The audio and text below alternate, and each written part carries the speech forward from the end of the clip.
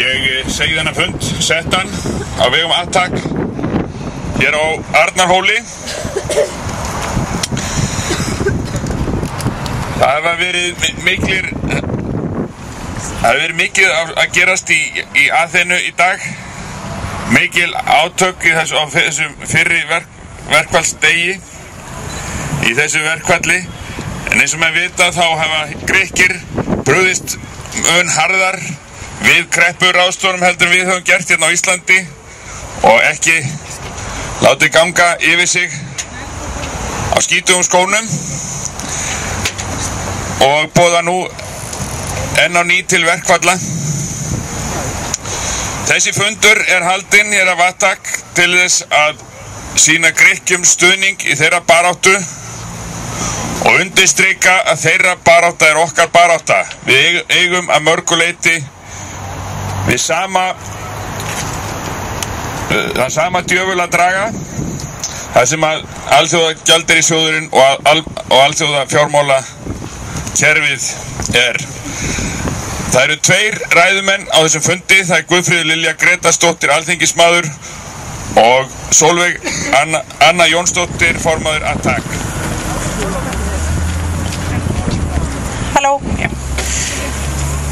Kæru félagar, síðustu helgi sá ég á Al Jazeera sjónvarpsstöðinni viðtalsbrot við gríska kennslukonu. Hún sagði: við eigum ekkert val, við verðum að fara út á göturnar og mótmæla til þess að reyna að vernda öll okkar réttindi og störf. Þetta var lagleg kona, svarthærð, hefðbundin í útliti, á milli 30 og 40. Kannski hún ein af þessum brjáluðu grísku atvinnumótmælendum sem Egill Helgason segir að elski bara að slást við lögguna. Kannski hún hræðilegur grískur kommunisti, ein af þeim sem Egill Helgason segir að kyndi undir ófriðarbáli, veifandi rauðum fána með hamri og sigð. Kannski hún í alvöru bara ósköp venjuleg kennslukona, ein af ótal mörgum sem óttast kæfandi aðkomu Alþjóðagjaldeyrissjóðsins, manneskja sem óttast afkomu sína og framtíð. Manneskja sem hluti af alþjóðasamfélagi almennings, svokallaðra ekki þjóða, fólksins sem vinnur þegar vinnu að hafa og þarf alltaf að standa í skilum hver mánaðamót, sama hvort markaðurinn hefur dottið í það eða ennþá sæmilega edrú. Hún í það minnsta ekki ein af hinum auðugu sem nú í óða önn að koma öllu sínu undan á meðan kennslukonurnar og ellilífeyrisþegarnir og kommunistarnir og anarkistarnir sitja eftir í súpunni.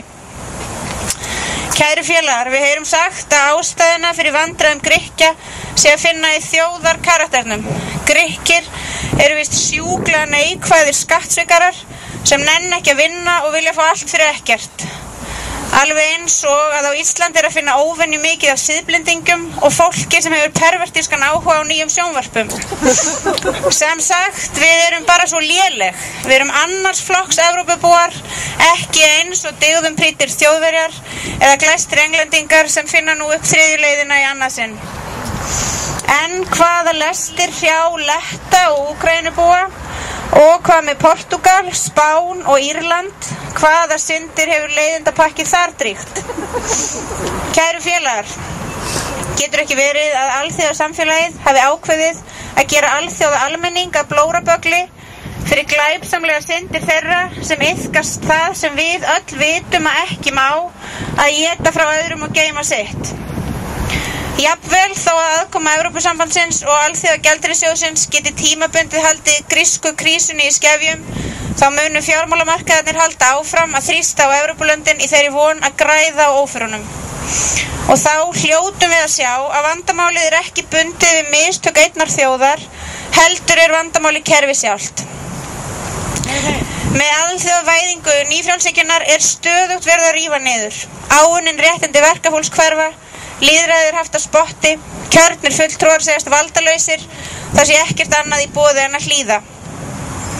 Nýfrjálshyggjan og hömlulaus vöxtur fjármagnsmarkaðanna, óbeislaðra og blóðþyrstra, glefsandi í hælana á okkur og öll óteljandi skattaskjólin gera það að verkum að stöðugt sameiginlegum auði okkar komið undan, fógetinn í Nottingham allstaðar.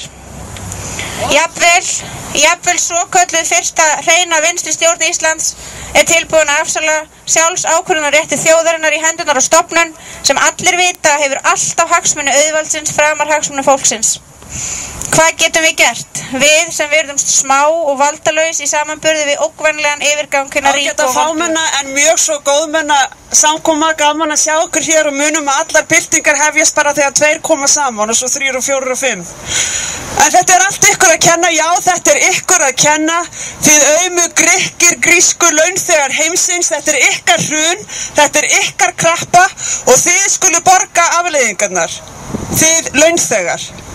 Það það bil svona sem að skilaboð hérna svokölluðu vina Grikklands, hérna svokölluðu bjargvætta Grikklands eru til grísks almennings. Fjármálakerfi segir sitt og heldur við sína sömu gömlu hugmyndafræði. Almenningur skal borga brúsann. Og þetta þekkjum við öll, ekki satt? Við þekkjum þetta héðan og þaðan og vítt og breytt og aðan og heiminum öllum. Það alþýðu fólks að kenna að svo fór sem fór og við sitjum uppi með auma reikningin sem var hannaður og er ennþá hannaður og sendur af fjármagnsöflunum og endurskapaður í sinni eiginlegu mynd aftur og aftur og aftur til þess eins að geta framleitt sjálfan sig til út í það óendanlega. Hversu lengi ætlum við að horfa upp á þetta? Fjármálastofnunin, svo en sama fjármálastofnun og leiðbeindi Grikkjum við að falsa bókhald. Hún situr núna hinum megin borðsins og veðjar gegn grísku samfélagi, ætlar sér að græða á hruni þeirra, hjálpar til í kórnum sem kallar á að spillingin sé upprætt en var þáttakandi og leiðbendandi í því hvernig ýta ætti undir spillinguna. Þekkjum við þetta öll, já við gerum það og þess vegna stöndum við með grískum almenningi. Og hvað gerist? Jú, sama sagan endurtekur sig alltaf. Bak við luktardyr, í lokuðum herbyrgjum, hittist heimslögregla kapitalsins og ræður ráðum sínum. Einn daginn Indonésiu, næsta dag Argentínu, þriðja daginn Ísland, fjórða daginn Grikkland og svo koll af kolli. Hringekjan heldur áfram. Og merkilegt nokk, lausnin er alltaf og allstaðar sú sama. Almenningur borgar, einkavæðingin er hert, sameignir skulu seldar, velferðin skal skorin við trog, peningakerfið, fjármagnið skal endurreist á sömu forsendum og það fjall. Hverjir hafa sem dæmi helst grætt á hrununni í Bretlandi og fjármagnskerfinu, bankakerfinu sem almúinn þar borgaði? Jú, það eru hinir allra ríkustu. Enginn dregur fjöður yfir skatta undanskota spillinguna í stjórnkerfi Grikkland sem var hönnuð af hugmyndafræði, sem var hönnuð meðvitað að tiltekinu hugmyndafræði. En þar könnust við okkur sjálf og þar kannast Bandaríkjamenn og Bretar og Svíar og Danir og Ítalir og Þjóðverjar og kolli við sjálfa sig. Því að þetta er hugmyndafræði sem ætlar að halda áfram að vera til ef að við stöðvum hann ekki.